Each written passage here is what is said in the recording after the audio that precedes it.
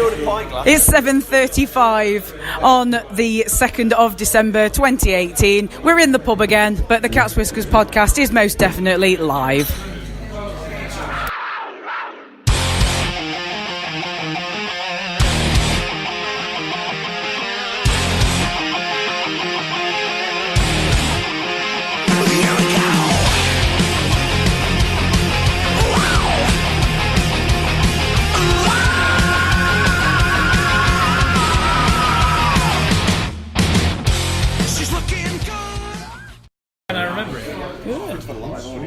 Hello, good evening and welcome. We are here again in the Bunkers Hill and we've got quite a bit to talk about. 3 games to go back over against Milton Keynes on Wednesday, Guildford Flames away yesterday, and today we have just been witness to a bit of a thrashing of the Glasgow Clan. So around the table tonight we have Adam Reddish. Hello everyone. Aaron Lord. Good evening. And Antoine Marie-Jeanne. Hello. Right, throughout this podcast there may be some getting up from the table to go for pints and stuff, so I'll have to try and watch you get as you leave me to get out, hold it all together, get our views and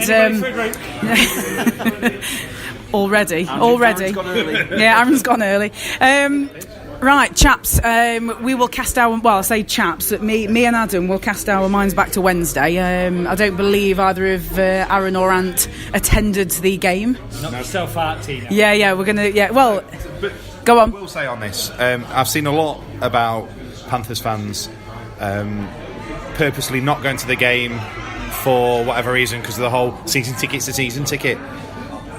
You know, that's a little bit daft. It was midweek and it's coming up to December. I ain't got the money, so I can't afford it. Well, you don't have to make excuses, Aaron. I didn't go because he wasn't on the season ticket originally, so... You're fired, mate, you're fired. Well, I mean, unless you've been under a rock, Wednesday's game against the Milton Keynes Lightning was one of the randomly drawn pro-rata games that Panthers decided the fairest way to do. And yes, I agree, personally. The fairest way to do it, adding the 2 extra games following the demise of the Edinburgh Capitals, was to offer them to season ticket holders at the pro-rata price, which I can't grumble, personally. I had nothing to do over on Wednesday night, so I just figured, yeah, fine, I will go to the game. It's hockey, and I have no qualms about how it all sort of went down. Well, I mean, as we're talking about this, Adam, what's your thoughts on it? What, in terms of the sort of availability of tickets and the price of them?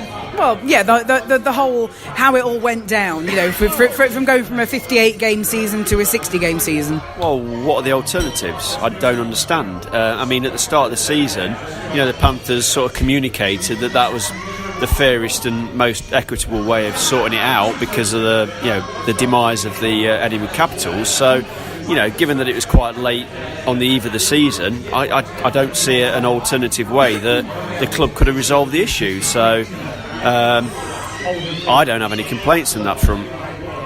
I'm sorry, I've just heard something absolutely horrific coming from the speakers. So, we've got some very oldie-worldy Christmas covers going on behind us. So, we've had jazz and we've had a bit of 80s and a bit of funk. And, now it's Christmas, everybody.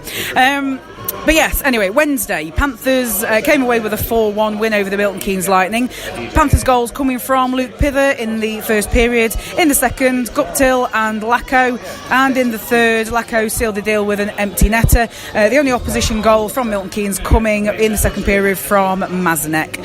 I mean, on the whole sort of, attendance, kind of racket, if you will, Adam, there weren't many there, really, were there? So I suppose the feeling around the season ticket was a lot stronger in the direction of season ticket's a season ticket, or, like Ant was saying, it's coming up to Christmas and, an extra game to pay for in December is probably not ideal. But, whoa. He's put his hand up. Oh, my gosh. And I thought there was only going to be me and you talking about this, Adam. Go on. Because you're talking like a low attendance. There was only about 300 less that went to the Cardiff game when we were on TV, which was a season ticket game. I mean, personally, I saw that the attendance was announced as over 4,000. there was nowhere near 4,000 people in that building for that game. I know you weren't there. I know, but yeah, you looked around the bowl during the game, and it was probably, there might have just been 3,000 there at an absolute push, and a lot of those looked like they'd come in, on free tickets, from various groups and school parties, etc. So, I absolutely understand Ant's point of view about it getting close to Christmas and being December. Some people will have different priorities at this time of year. Absolute no problem with that whatsoever. But I think that the crowd that was reported was a little over the top myself. Yeah, that's really going to upset my attendance spreadsheet, but there you go, it's not the first time. Couple of quality goals that we got treated to.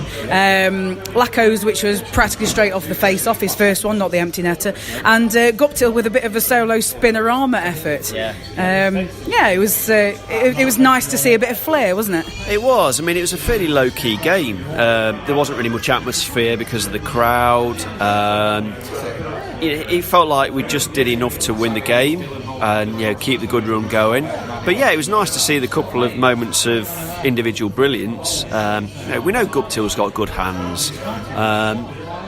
A lot of people give Guptill some heat for the fact that he doesn't go in fifth gear all the time, and sometimes there are times where I'd like a little bit more effort out of Guptill, but we can't argue about the fact that he's a very gifted player, very skilled, and he's got great hands, and we saw that with a spinorama on the Milton Keynes game, right in front of the netminder with a D-man as well, keeping him company, and he managed to sort of wrong foot everybody and get the puck in the net. So that was it was a great goal, and Lacko's was fantastic. I don't know whether Lacko was surprised by the actual cleanness of the contact that he made with the puck, but he absolutely whistled him past Colleen in Milton Keynes net, and it was right at the end of the period as well. And I think quite a few people were getting a bit restless, and the usual movement of people thinking about going down to the concourse for food or a comfort break. And I think there seemed to be a surreal 4 or 5 seconds after the puck went in where people were like thinking, did that actually just go in? Because it didn't seem to be much of a reaction or a response from around the crowd, and I saw it go clean in, but I don't think everybody else in the crowd did. But fair play to Lacko. It's all about getting the stick on the puck, and he did that in spades there, and it was a great goal. I mean, we'll just have a quick chat about the sort of resurgence, if you will, of the Milton Keynes Lightning following the exit of their coach.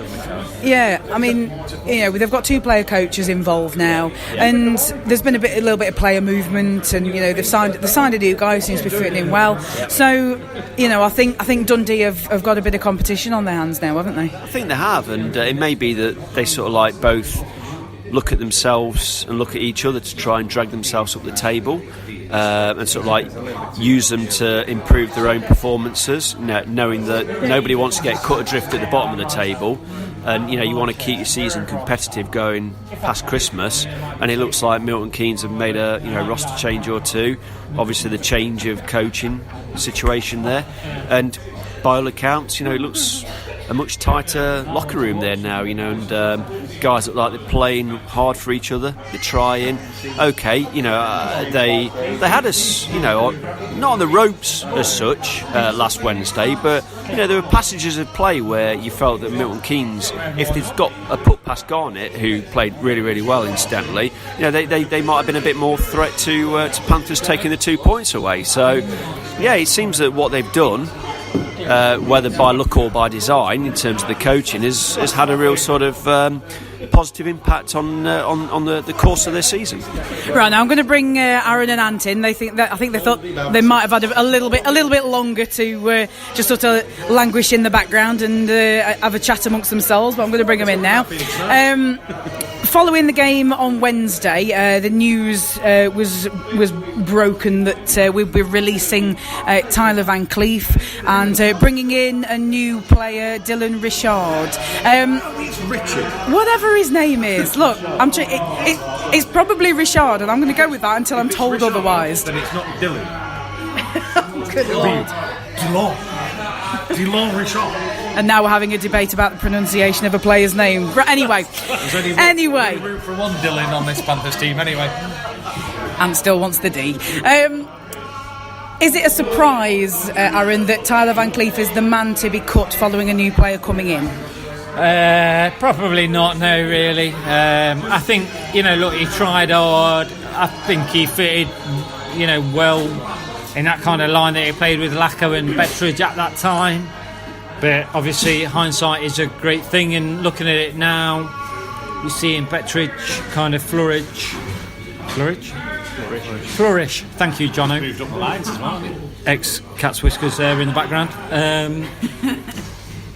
You've seen him obviously perform a little bit better in the last few games. I feel Lacko's performed quite well throughout the season, and don't laugh, Tina, that's not very nice, is it? But I do think to downgrade him to the fourth line, what you potentially say with Van Cleef, is a bit harsh, but it's no surprise really that he's gone. But I would say, look, he tried his hardest, he performed well. I don't think he did anything wrong. It's just that obviously he didn't put up the points required for somebody in a Panthers team, whether you're on the first line or the fourth line. I don't think in today's hockey really you have a fourth liner like you did maybe even 2 years ago. So it's sport, isn't it? You bring people in this sport, especially, you get rid of them as soon as you bring them in. So you say thank you like the Panthers did, and you move on. Ant, we've had a bit of a chance to look at Richard. Call him what you will, potato, tomato. I'm sure we'll find out. We just got to wait for him to score a goal at home, and then Steph, and then They actually announced him as Richard. Yeah, well, there you go then. I was like, no, he's Richard. What? No, we need to wait for him to score a goal at home, and then Steph will tell us that's the benchmark. There's the benchmark. So, having a chance to have a look at him, what do we think about him, Ant? Tidy player. Good hands by the look of it, to be fair. Was playing on a line with Ollie and Perlini tonight, which I thought worked quite well. I think Ollie, not seeing the game last night or the game on Wednesday, Ollie looks like he's been moved up to play on that line, and I think they worked well together, to be fair. They chased the puck down, they harried. I think Richard or Richard, whatever whichever way we go, is the more he gets to learn our game, I think the better he'll be. I just want a little touch on Van Cleef. I think if Van Cleef was a Brit, there's no way he would have been dropped. I mean, at the end of the day, he was brought in on a short-term deal, week-to-week deal, and that's why he's gone. 1 point in whatever amount of games he's played tells a story, and unfortunately we can't carry an import that's not going to produce points. Mm-hmm. But through his effort levels, I thought he was actually, a decent player. Aaron, did you have something to come in on that? Just on the old Richard thing, all I would like to say is that... No, not Dylan. If in 10 games he doesn't score any points, people are calling him Dick. So there we go. Oh my word. I didn't put an explicit content on this before I hit the record button, so thanks for that, Aaron. Wow. Anyway, moving on. Yes, and most of this is probably kind of for me. I travelled down to Guildford. However, being a numpty, not checking face-off time, I missed the whole first period. So there's 3 goals I cannot actually talk about. To be fair, the calendar app that the Panthers give you at the start of the season, that flagged up at 6 o'clock that it was a 7 o'clock face-off for me. So I have some sympathy. Well, when I was driving down from my sister's in Reading, and I think something did flash up on my phone, and I sort of made her have a look on my phone and said, just check, please, just check, just check what time the face-off is. And it was too late to do anything about it because I don't own a DeLorean.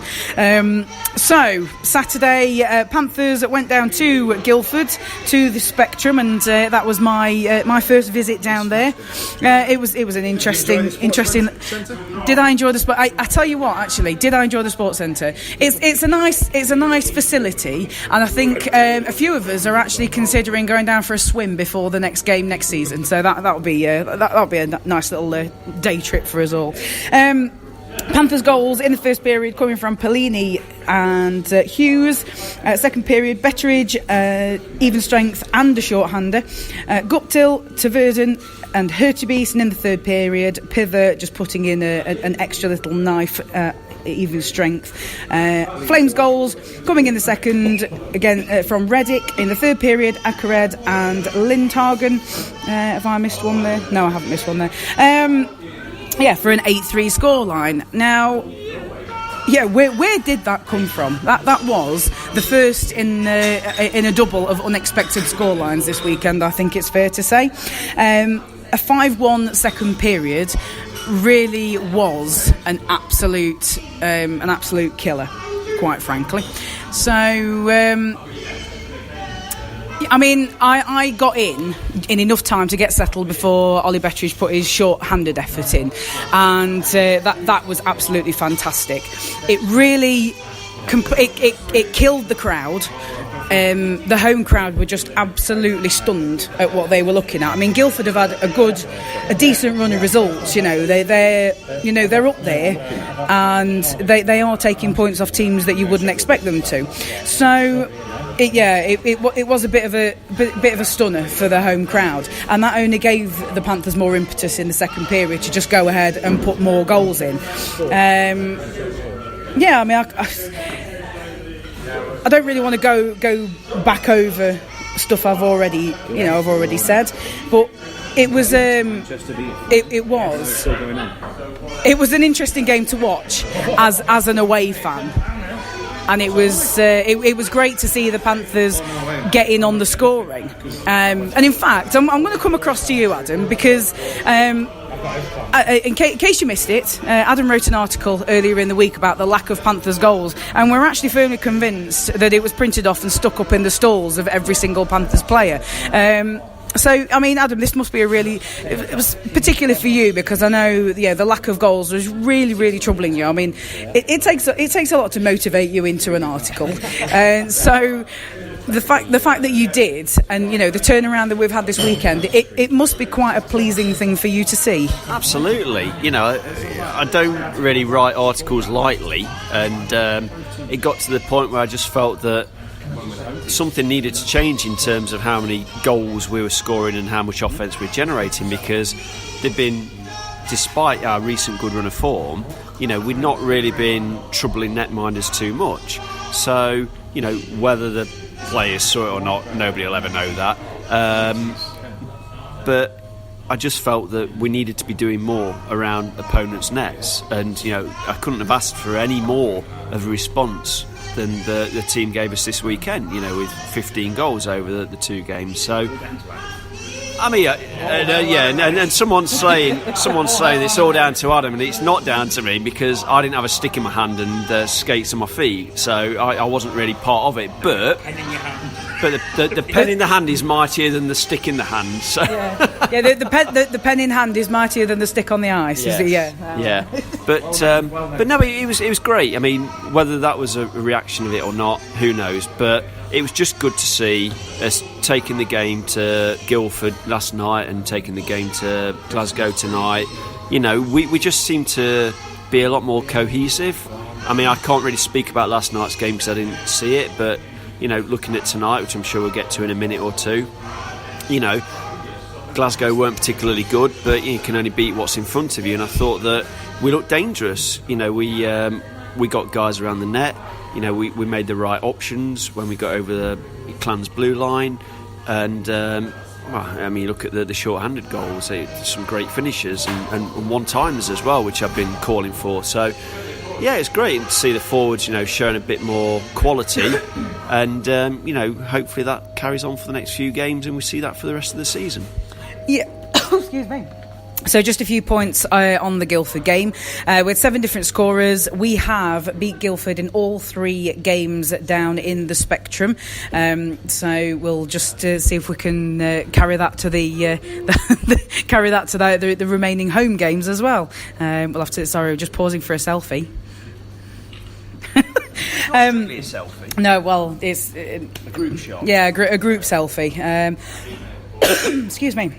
And I mean, just a couple of other things. I mean, we were clinical enough for Fullerton to exit the net and for the Flames to put Will in. There were 7 different scorers for the Panthers last night. I think the game was, from what I understand, the game was competitive at the end of the first period, and I think Guildford still could probably see a way back into it. But after that second period, the game sort of fell over, and then they started putting the goals in, and it gave them a lot of impetus. I mean, in the third period, I spent a lot of time looking at our defensive zone, looking in the direction of our defensive zone, which was the opposite end of the ice to where I was standing, whatever. But we did allow them to sort of come back into it and put pressure on us in the third period. And at the end of the game, actually, quite interestingly, you normally see, after a win, see a really sort of happy and animated Mike Garnett. He didn't look happy. I can only assume that's down to the fact that we let Guildford come back into it with a couple more goals, and it sort of upset his stats and such. Did we switch off a little bit in the third period? Did we sort of like go down the gears a bit because we knew that the win was pretty much in the bag and we were trying to conserve energy for tonight against Glasgow? Yeah, possibly. And I mean, and that's probably what allowed them to come back into it and pressure us in that third period, which they really did. I mean, Mike Will did not see an awful lot of ice. He didn't see an awful lot of action down his end of the ice in that, certainly in the last sort of 10 minutes, of that third period. So, I mean. As I say, normally you see a very happy, smiley and animated Mike Garnett, and he wasn't particularly happy. So, he did have a lot to do to stop the flow of goals when Guildford did seem to get a little bit of a spark and a jump to them. So, perhaps we do need to watch that a little bit. Watch for the switching off, because I mean, it sort of brings us on to tonight's game, to be honest. One thing I sort of wanted to say, when they got their first goal back, it did sort of give them the impression that they could get back into it. You could see there was a little bit of a jump in the team. So I'll just go through the scoring for tonight. In the first period, we had Lepine short-handed, Guptill with an even strength, the only even strength goal scored by the Panthers. Yeah, the only even strength. Will you let me finish? Talking even strength goals, Clan won 2-1. Yeah, but they didn't. Guptill with the only even strength goal scored by the Panthers tonight. Biggs with another short-handed effort. Fitzgerald coming back with one effort in the first period to send it 3-1 at the end of the first. In the second period, Kovacs on the power play, Hurtubise on the power play, Farmer with another short-handed effort, and then in the third, Guptill on the power play and picked with a consolation goal in even strength in the third period. So this week, Ant, we haven't really got any concerns about where the goals are coming from, have we? Coach Adam Reddish, isn't it? It's Coach Adam Reddish. Coach Adam. No, and the nice thing is, over the last 2 games, they've been spread around the team as well. Obviously, Ollie got 2 last night. Jono's just gone off in a huff, I think. Wrecking the joint. Just wrecked the joint.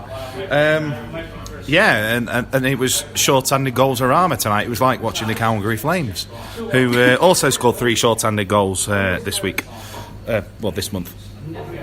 Nice. It's nice. It's nice to be. This was my first home game since the Teddy Toss fiasco. Yes. I worked it out today because obviously I missed the paid MK game, and I was far too tired and hungover after being in Hull to watch the 5 home game the other Sunday. So I don't really know what to say about that game. It's like Clan were terrible. Yeah. Rumpel. I've had a lot to say about Rumpel in our friendship group, in that I don't think he's very good. And I'll be honest, he did nothing to change that for me tonight. But to be fair, he was beaten by some absolutely class finishes. I mean, let's pick out Lepine and Biggs as one-time short-handed efforts in the first period. I mean, that was just... There wasn't a lot stopping them. You got to look at the Clan. The Clan are on a power play, and they allow Guy Lepine, who's more or less a stay-at-home defenseman, to skate the length of the ice with the puck and get pretty much a free shot at goal. Yeah. I mean, don't get me wrong, it was a nicely placed shot, but you know, I just don't rate that Rumpel, and I never have done since he signed him. I mean, Clan have had some really good goalies in the past, and I think if they're going to actually do anything this year, Pete Russell, not Gary Russell, who came in, he needs to make a decision over his starting goalie, I'm afraid. I mean, yeah, Adam, you just come back to the table, but you know, myself and Ant have just sort of come onto the subject of Rumpel, Joel Rumpel. Clan have had some, like Ant says, Clan have had some good goalies in the past, and they've had some netties who can keep them in games. I mean, the first period goals, not a lot he probably could have done with them. So I think those really can be attributed to some poor defensive work from the Clan. You can attribute it to a shocking power play from the Clan, because you know the breakdowns that they had when they were camped in our zone, looking to try and score on our goal. You know, I think say more about the performance of the Clan than anything that Rumpel did tonight.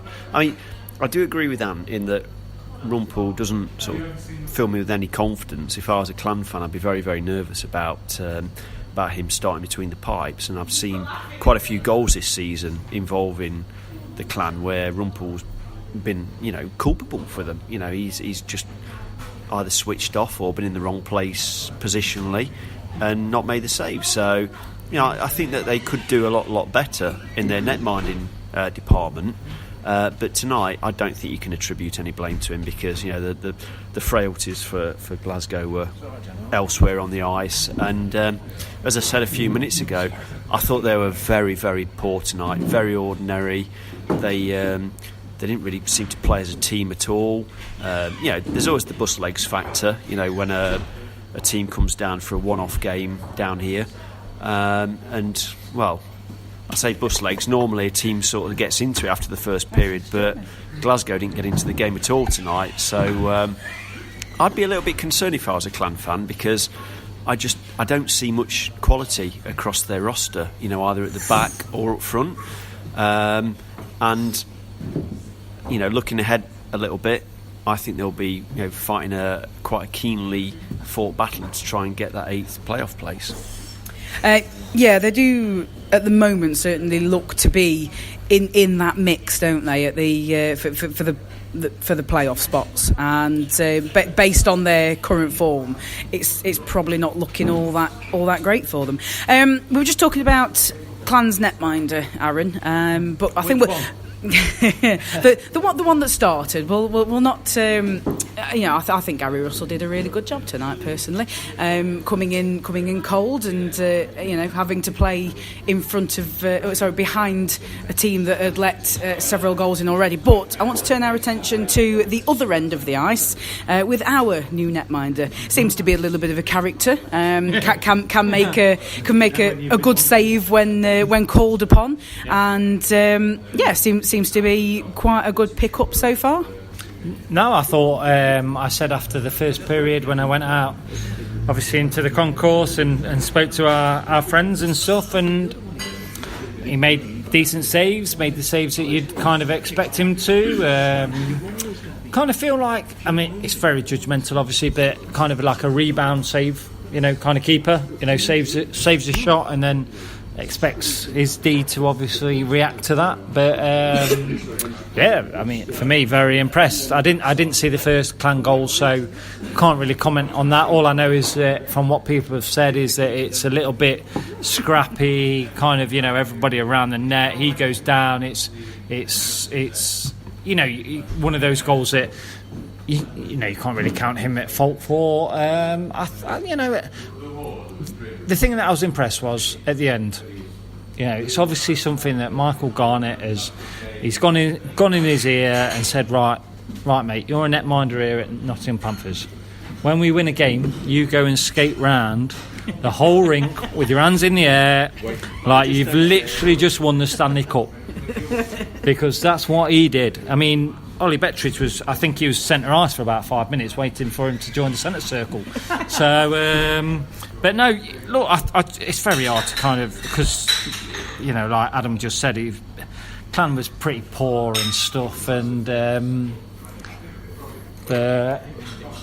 what I actually do know, Tina, Yes. is that it was his first professional win tonight. So I think that deserves a round of applause, really, don't it? Yeah. If I had the sound effect on there, I'd be all over that. But what's more impressive, Tina, is that it actually was his first professional start tonight. Oh my, I can't believe you're going to take credit for that. But okay. Well, who else is here to take credit for it, Tina? It's kind of an ask the audience thing at the moment, because you've been fed by former Cat's Whiskers panellists Jono Bullard and Paul Baum. So, but well done for picking up on that. And I think the word you're looking for is former, Tina. That's what you've got to pick up on there, former. And they might say something in the background, but they're former. So anyway, moving on. Ant, you had something to add to that? I just wanted to comment on Munson's performance as well. I just thought he did the basics very well. His job is there to stop the puck going in, and that's what he did. The second goal, it's questionable for me. But you can't be, because they've reviewed it, and that still makes me laugh. That the amount of boos that came up after that. It's still dodgy officiating. It's still I mean, don't get me started on the officials tonight, because some of those. I know we were scoring on those penalty kills, but my lord, yeah, I just thought he did the basics very well. He looks to me like he's still learning our game. There's a couple of times where, you know, like Garnett would have come out and played the puck and what have you. I don't think Pep will be happy with him, because, you know, Pep likes his goalies to basically be a sweeper. But, you know, he did a sound job for me. Like I say, that second goal, I want to see it again, because I was watching like NHL on the fly the other night, and it was literally this week as well. And a goal got ruled off for somebody, and I can't remember who it was, I'm really sorry. And it was the most minor contact on the goalie whatsoever, but it put the goalie off. And even the commentators were saying, I was like, you know what, I don't see any reason why that won't be given, blah, blah, blah. And then they reviewed it, and the contact on the goalie meant that he was not able to stop that puck. So they ruled it out. And then today, he's basically been pushed out of the crease. Yeah. To put that puck in. But so unless it's the Panthers player that has put the clan forward into the goalie, that's a different thing. So I mean, Mr. Bullard's giving us the nod. So yeah, Cat's Whiskers. Former Cat's Whiskers. Yeah, but yeah, solid debut tonight, and I look forward to seeing more of him. And he likes the Chelsea dagger, doesn't he? He does. Yeah, he does like a bit of the old Chelsea dagger. Bless him. He loves a boogie. So. Yes, certainly a character, if nothing else. So we've added some character to the dressing room. Yeah, what we want. So just one other thing, because I've seen a bit of discussion about this already on social media. Josh Grattan got a penalty tonight for slashing, which he followed up by not closing his mouth and upset the referee, and took an abusive official penalty at an additional 2 minutes.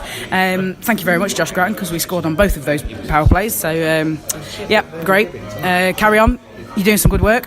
But there's a lot of discussion on social media about whether or not that should have been a penalty in the first place. Grattan was trying to sort of stir things up a bit, get a bit of life into his team, doing his job, and trying to get somebody into a fight. I mean, I'll be honest, I think he chose the wrong person, because Stevie Lee is not daft, and a little tap of a stick is not going to make him lose his head. He's not a veteran, but he's a veteran for the elite league. You know, he's not daft, and he knows that, you know, when you're several goals ahead, that there's no point in reacting to things like that. So, I mean, Aaron, was it a penalty? It's not really for me. I mean, you talk about Stevie Lee there being a veteran of this, you know, league and stuff. I'm not even sure Stevie Lee knew that he was being kind of goaded. Really, his eyes were straightforward. And I think this is a problem. And look, you know, the sport is changing. You know, all this kind, you know, it's very we're losing the. Well, everybody knows if they listen to this podcast and they're a hockey fan, they understand what we're kind of saying here. We're losing the fighting art, even the goading art. We're losing that kind of angle. And for me, Grattan, he's been around. Obviously he's very, very experienced. I don't need to say what he's done and stuff like that. But for that, I mean, it's all petty, and I think this is a problem. If you're going to call things like that, and this is where our kind of refs and linos annoy me. Don't lose your flow. Don't let the man lose your flow. Ah, well, yeah. He's just seen the result from Manchester. We'll get to that. We will get to that in a moment. We'll. That might have cost me some money. That's all I'm saying. But gamble responsibly. Stop. Aaron's account is ruined. Yeah, it is. I've lost my bet pretty already, much. thanks to that overtime Pretty Guildford much. Game, so. Pretty much. Fife have ruined my account. But no, I think we're ruining that. So I mean, it's just look. At the end of the day, Steve Lee does a hit on Grattan, which Grattan obviously isn't, fantastic about, happy about, whatever. So he then goes and does this little sticky tappy, thing. I mean, look, it's pathetic in my eyes. Why you call a penalty for that, I have no idea. I think if you're starting calling penalties like that, which I imagine if we had an official on here, they'd go, well, you have to call that because blah de blah de blah. But from a supporter's view and a fan point of view, I think it's just disappointing to see that. Look, Stevie Lee, it's not like Stevie Lee was reacting to what he was doing. Let it go. I think. Look, Stevie Lee's head forward, ain't got a clue what's happening. Grattan's. It's not even like. Look, it wasn't even like he was hacking. He was tapping. He was tapping like I'm tapping your arm here. And you're not in any pain, are you? You don't want to turn around and punch me, do you, Tina? Not right now, no. No. Temptation's there, though, isn't it?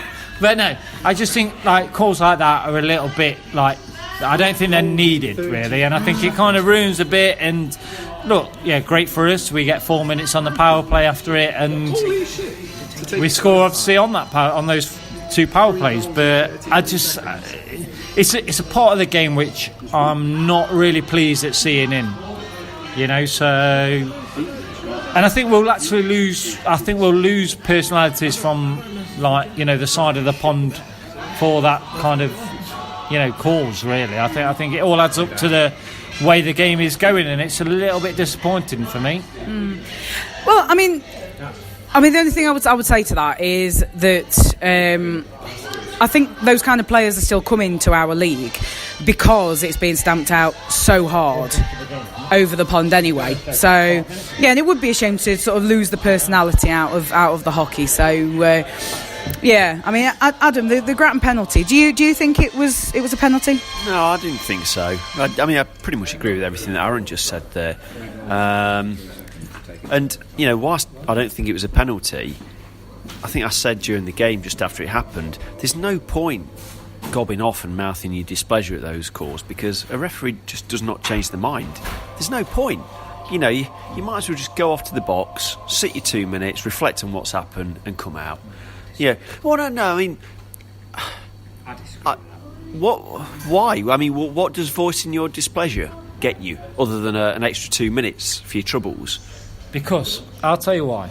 Right, there was a point tonight where our coach asked the refs to go over and check a piece of ice over properly in front of block 4/block 3, where previously it had proper chirked off, there's something wrong with that ice.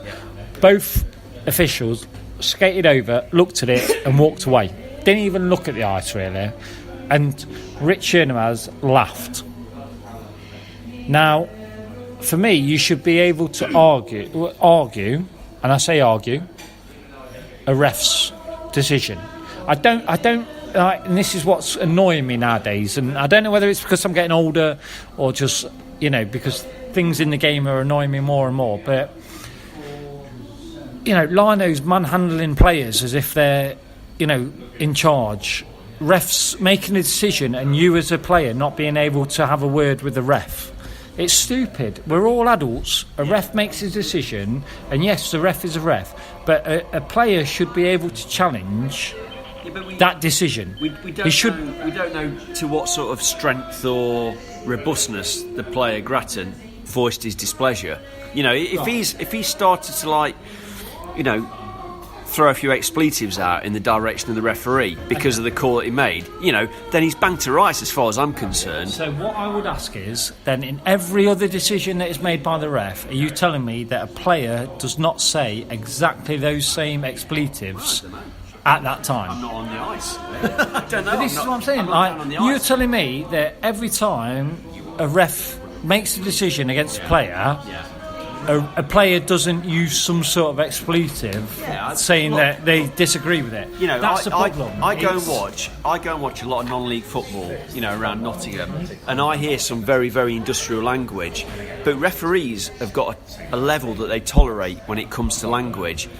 And they won't act until they say maybe a few things too many, and it might be that the same applies in ice hockey. That the rest don't mind a bit of effing and jeffing. There might be a few swear words, a few expletives thrown around, but if it turns into a sort of stream of abuse towards an official, then that's where the official, I think, is within their rights to say, enough's enough, mate. You're getting an extra 2 in your penalty. You go and so then what I would like to know is, and I know you can't answer this because you're not a ref, I'm sorry to say that to Adam, but I don't want to be a ref. What do you then class as an abuse of an official? Because what's the difference between one swear word to another?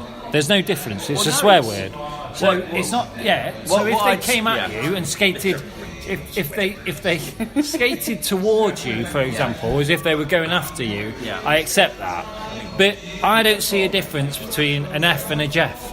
They're both swear words. So, and I'm going to say this now, Tina. No, please don't swear. No, I'm not going to swear. It's all right, Davina.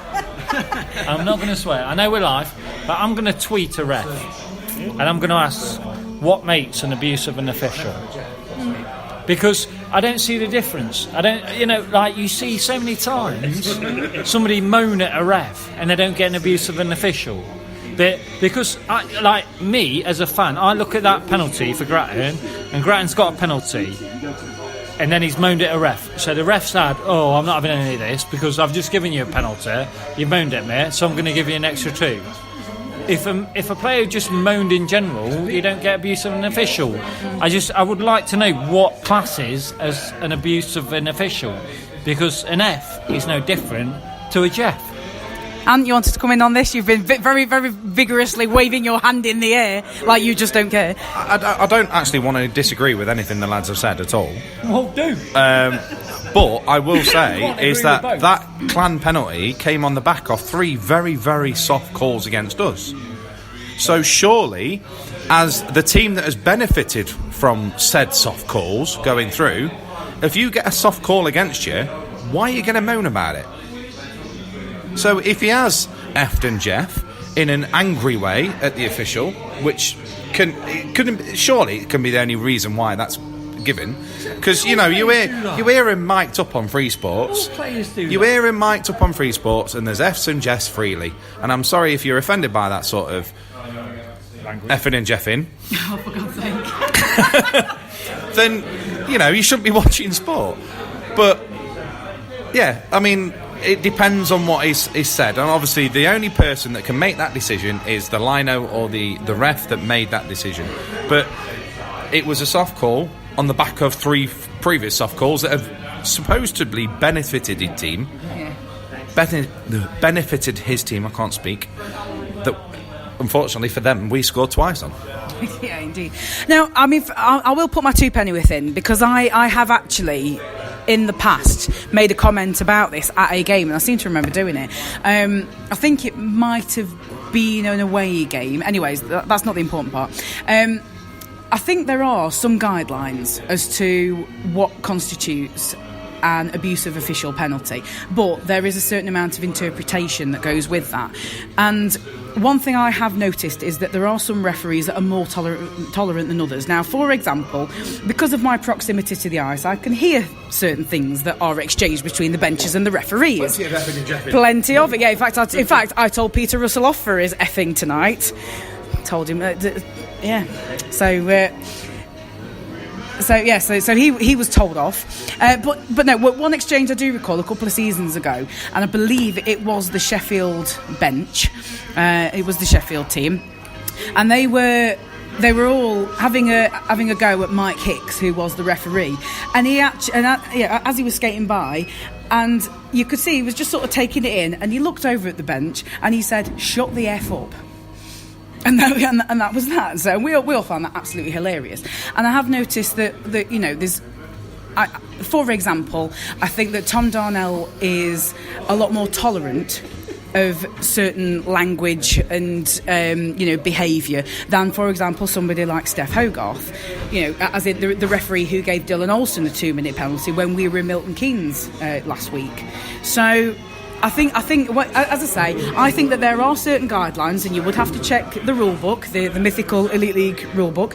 But I think there is a certain amount of interpretation that goes with that. I agree with all of that, and that's why I'm saying tonight, Grattan got a penalty. He disagreed with that penalty. He said something. So then, Dalton made a penalty. Made the call of abuse of an official. Yeah. But what is the abuse of an official? Because if he said that off ice, so say Dalton gave a penalty to somebody else, and Grattan skated up to him and said exactly the same thing, is he going to then go and give him the same penalty? Yeah, probably. Yeah, I do. I think he would. I don't think he will. I don't think he will. I think the abuse of an official penalties come in so many in certain circumstances that it's not used regularly enough for me. Because I think an abuse of an official would be used so much more often, personally. Well, maybe that's something for debate. If you want to get involved in the debate, then please do. There is our Facebook page, Cat's Whiskers, the Twitter at Cat's Whiskers TV. We've got an Instagram as well. If you want to get in touch with us via that, or the Cage thread on the Cage forum, give us your thoughts. See, Leo, whether people agreed with me, Tina, or not. Well, if you keep an eye out on the social medias every once in a while, Aaron, then you might. Burn. I think we'll. I think a blackcurrant and soda. Yeah, I have had my blackcurrant and soda. Thank you very much. I think we'll leave the games there. We'll have a look at a few stats.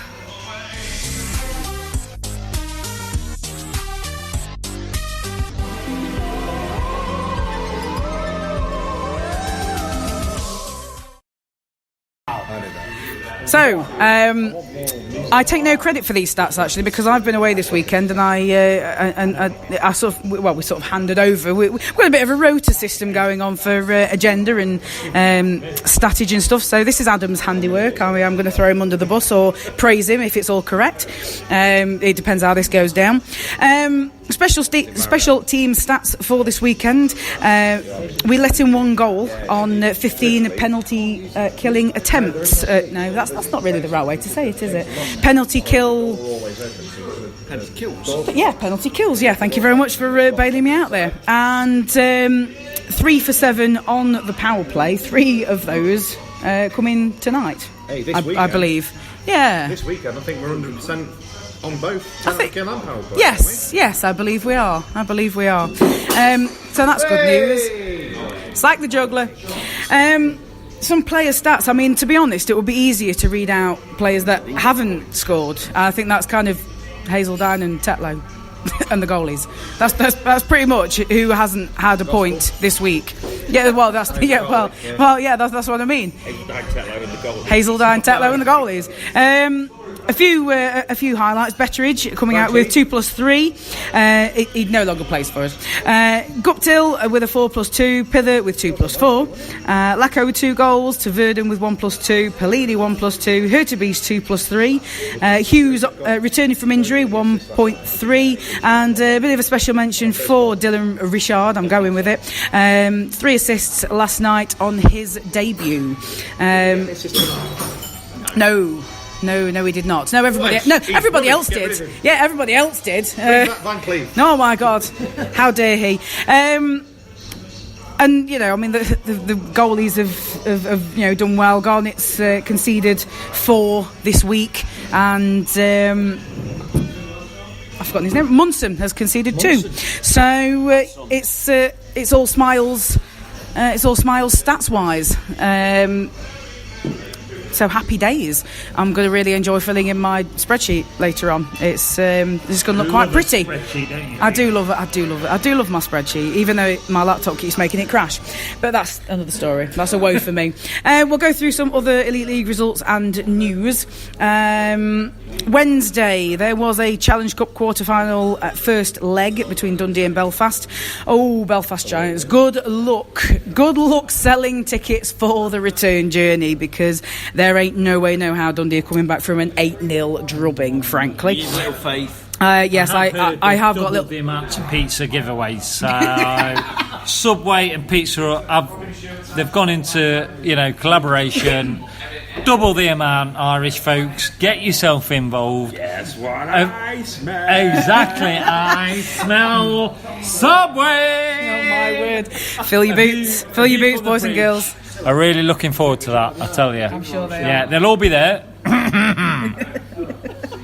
Another Challenge Cup quarter-final first leg between the Glasgow Clan and Cardiff Devils. That was a slightly closer affair, with Cardiff having a 4-3 win. So anything can happen, I suppose. Let's have a look. We'll have a look at another couple of results, just to sort of skim over. Sheffield and Belfast have split the difference this weekend with 2 points on Sheffield's home double header, and at the same time as we were delivering a bit of a spanking to the Guildford Flames, the Cardiff Devils were also contributing with a anything you can do, I can do better 8-3 win over Fife. So we'll have a look at this evening's results. Oh my God, I'm being shown a phone and I don't actually know what I'm looking at. Right, Guildford have beaten the Coventry Blaze 6-5 after overtime, after coming back with 3 goals in 33 seconds. My word, Coventry. Thank you very much for ruining my predictions tonight. I'm going to be slipping further down that predictions league table. Thank you, Adam, for providing that information. Oh, it's all down to the audience. What else has been going on tonight? Anybody else? Anybody else got any results? No, because not one of you. Cardiff and Dundee have gone to I don't overtime. Want to know, because Fife have absolutely screwed my acca, Tina. They've absolutely screwed it. When the fun starts to stop, Aaron. Yeah, so Manchester and Fife has finished 4-3 to 5 in overtime. Aaron, when the fun stops, stop. And I think we've covered everything else. I think we've covered everything that's happened tonight. So, a bit of a slow news week for the Elite League, isn't it, really? We covered the wine last week, didn't we? We did our whining last week, so I think we'll just talk about the games we have coming up this coming week. My word, I really need to hand over the hosting at some point. I haven't had a drink. I'm on the driver's juice. Tuesday, the Panthers are away in Altrincham for our first leg of the Challenge Cup. Following that up on Saturday, away in Altrincham again, and Coventry away on Sunday.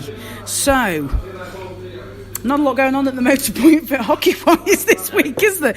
It's not the place for hockey. No, it's not the home for hockey this week. So, we'll see how that goes. So, Tuesday, let's take them one at a time. So, against Manchester in the Cup. Yep. They're not doing all that well at the minute, are they, Adam? Manchester are having a very disappointing season so far, which is surprising, really, because after last season I thought Finity would really have a good go at pushing on and getting Storm up towards the top of the league again, and it's just not happened for them. And they're badly struggling. You know, I can't put a finger on why. You know, they seem to have some good guys on the roster. Maybe they've been a bit unlucky with injuries, or you know, they've had the odd bounce here and there. But I'm very surprised to see Manchester where they are in the league. But be that as it may, we've got to play them midweek, and we've got to capitalise on the fact that we're in good form and they're not in good form. So let's be ruthless. And look, you know, it'd be great if we could sort of put the tie to bed in the first leg, asking a lot, but you know, with the form that both sides are in at the moment, it's not unrealistic to think that there could be quite a one-sided game in that first match. So let's hope that Garnett, you know, who's back probably in all likelihood after being rested tonight, feels refreshed, relaxed, and backstops us to a good win. And you know, we've got forwards lining up to score goals at the moment, which is great. And hopefully we can put a few goals on the board and make the second leg a little bit easier for ourselves. Adam, you're not supposed to praise them. Well, you know, I could be really critical if you want, but you know, on the strength of this weekend's performances, then you know, I find it very, very difficult to be critical. And if I was being critical, I think it'd be very unjust. Yeah, well, quite. Just you know, let it be a lesson to you Panthers players that Adam will write another article should this week's performance not continue to be emulated. Saturday we're going back up to Altrincham to play the Storm in the league, Aaron. I mean, will Tuesday's result have a bearing on how that game is played, or is there a separate mentality for Cup and League? Not at this stage, I don't think, really. I think it's eventually going to be 3 games, and they're 3 games against the same opponent. You have an idea of how you can potentially beat that opponent, so you approach that game the same. So I don't think it matters whether it's Cup or League for me. I don't think either team are in the place where even at this stage you could say, oh, let's, you know, kind of prioritise one against the other. Look, the Storm need points, especially after tonight's result. They ruined your acca. Yeah, thank you, Tina. You're welcome. When the fun stops, stop. But no, look, you know, I think, you know, it's difficult. They're going to be 3 difficult games. I think it'll be interesting. I think from our point of view, you know, you've got a new coach for us. They necessarily doesn't really understand what, you know, the cup is, the Challenge Cup is, or you know, its system. You can. You know, I'm sure there's people telling him what it is, but he isn't going to fully understand it. So, and, you know, previously we've been told that the Challenge Cup is very important to us because of the amount of times that we've won it. So, do I want us to win the Challenge Cup? Of course I do. But does Rich Chernamaz fully understand what the Challenge Cup A is, and then B, what it means to the Nottingham Panthers? You know, who knows? We'll wait and see. But I think all 3 games will be treated as just a game against the opposition. So I think what it does kind of lead to is what happens in the first game gives you kind of, you know, an inkling to what potentially happens in the second game, and then what happens in the second game, you know, happens in the third game.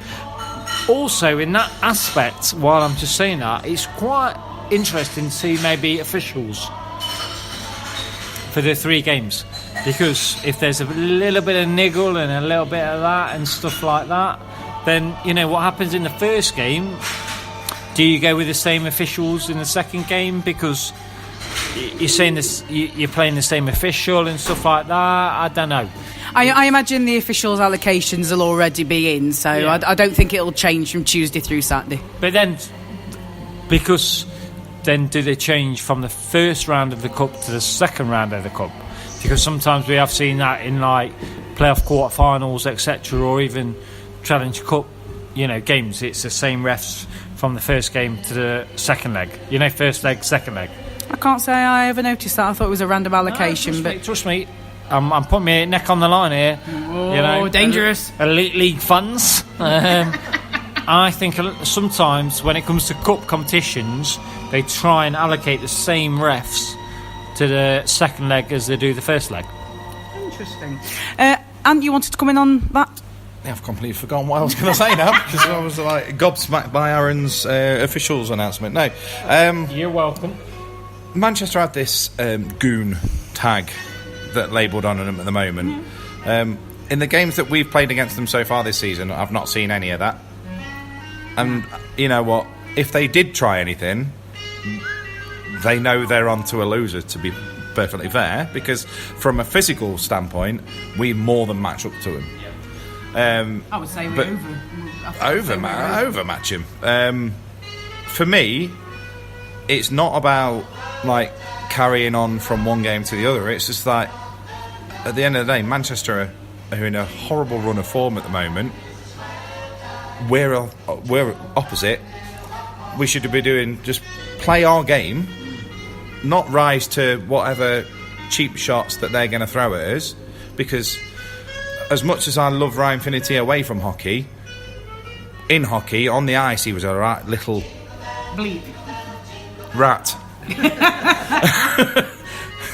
And as a coach, he's got his team at the moment. They've got this tag and everything, but no. So what? Play your game and run out and be just do it simply and comfortably. We roll on to the next round. Okay. The week is going to be rounded off by a visit to the Sky Dome. Yeah, our audience has now left us. Paul Balmer's departed and John O'Bollard is just doing so. But yes, we'll round off the week with a trip to the Sky Dome, and it can be a bit changeable. You know, we had a period when I first started watching Panthers where we couldn't buy a win in the Sky Dome, and the reason we started doing well is because I've stopped going. then continue. I've seen one win in the Sky Dome. And I don't want to ever go again. Well, if we're going to keep winning, then please continue. Well, to be fair, I've not been for a couple of seasons because it's just not fallen right for me to be able to go. So, but I do love a Coventry away trip, so I might have to force my way in at some point this season. But yeah, traditionally, we're quite changeable when it comes to getting results out of the Sky Dome, but again, Coventry are sort of marvellously mid-table at the moment. Coventry are diving. Let's get it right. This Coventry team have been playing really, really well up until the last sort of 2-3 weeks, and now they've absolutely, according to my friend who is a big Coventry Blaze fan, well, maybe he might be a Giants fan now, they've reverted to type. And they've lost tonight from 5-2 up. They've conceded 3 goals in 33 seconds, according to the Guildford Flames Twitter. Guildford Flames Twitter account. Thank you. Yeah, and then they've lost the game in overtime.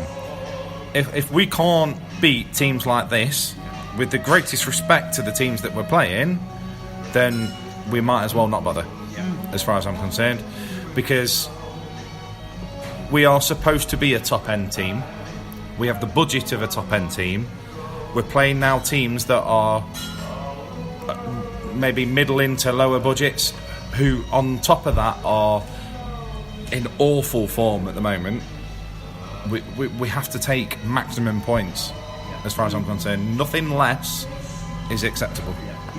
So, all of that. We're going to lose in overtime in all of them. Oh, for God's sake. Yeah, and Ant has sparked off the dreaded commentator's curse. No. Because it's the first leg. There will not be overtime in the first game because it's first leg. There you go, just to clear that up. Dean Smith, if you're listening, just mental note, mate. It was. Adam, Coventry, as I say, changeable form that we have in there, but given, and it's not necessarily, I do agree with what Ant said, the teams being as they are at the minute, we should be beating them, but even more so because of the form that they're in. I think that is the thing at the minute, that's the thing that you can go on. It's form, isn't it? It's form, absolutely. Like I was mentioning about our matchups against Manchester this week, same applies to Coventry. Coventry are in a real slump at the moment. You know, they're sinking down the table. You know, I think a few weeks ago there's probably a lot of people looking at the league table thinking, you know, Coventry 3rd, 4th, you know, doing really well, playing, you know, 750 hockey. Wow, you know, what's happening there? You know, has Stuart recruited well? Has he got, you know, some good guys in there? And, you know, Coventry's sort of going to break this slump that they've had the last few years where they've not really done a great deal and they've not challenged in the league. But, you know, the last 2 or 3 weeks, as Ant said, they've just slumped really badly, and they've gone on a succession of defeats. And, you know, we've got to capitalise on that. We've got to cash in. We've got to really sort of put our foot down on the windpipe and you know, get those points where they come. And you know, we're hot at the moment. You know, Panthers are hot. These last, so we are good again. You know, we are this week. I'm going to wear a cap saying "Make Panthers great again," and I think we might be great. So, yeah, enough of the Donald Trump references. They've got no place in an ice hockey podcast. No, they really haven't. A bit of feedback there through the speaker. But yeah, we've got to be ruthless. You know, Coventry, they must be struggling. You know, to give up 3 goals tonight in 33 seconds, that's incredible. And you basically got to look at the whole sort of roster there that Danny Stewart's got. Confidence must be very low right across the board, and we've got to breeze into Coventry, and we've got to take advantage of that, and we've got to exert our game on them and not the other way around. If we go into the Sky Dome playing the game that we've played in the last few weeks, I mean, look, last night against Guildford, we out-Guildford. You know, Guildford score goals for fun.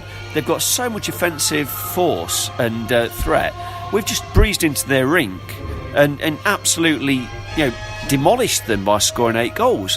We need to be doing that more regularly in other rinks around the league. You know, maybe not Belfast, Cardiff, because you can't play that sort of game against them. You've got to be a bit more tight. But, you know, when you go into teams at the bottom end of the league that are, you know, struggling for form and confidence might be low, just seize the opportunity, go in there, get the 2 points, come away, chalk the win off and move on to the next game. And we've got to do that with Coventry next week.